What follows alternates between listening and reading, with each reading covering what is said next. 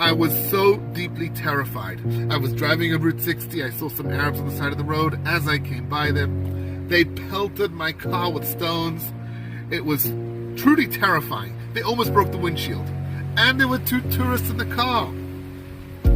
I said to these tourists afterwards, let's try and process what happened and sit down. They're like, no, they were fighters, and well, I'm on the phone with the policeman. He's yelling, you don't go in with those rubber bullets. You go in with live ammunition, you hear me? What ended up happening is that I didn't really process this incident. On Shabbos, I said, Birkas Hagomel, the blessing of Hagomel is said when you go through a very dangerous experience. And the rabbi in the shul I was in asked me, did you fly overseas? Is that why you said the bracha? I said, no, there was an actual story. He said, you have to speak at the Kiddush. So at the Kiddush, after the rabbi there said the bracha, the blessing on the wine, he said, Rabbi Yoni, please tell us what happened.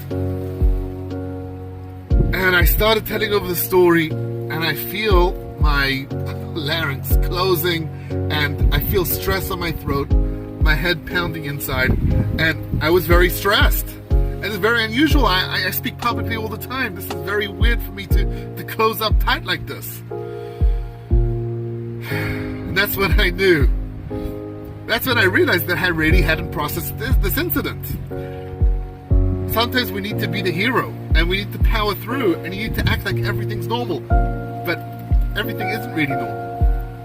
And you have to go back in time, in your mind, and relive what happened, and try and forget what happened. What was I feeling? It was so terrifying, I'm telling you. And I've been driving on Route 60 all the time. For the past 8 years I've been a tour guide, and I've been on Route 60 hundreds of times. But to actually face danger in the eyes is very different. To have these Arabs staring at you with the stare of death and actually do something about it. If I'm honest, I still haven't processed this fully.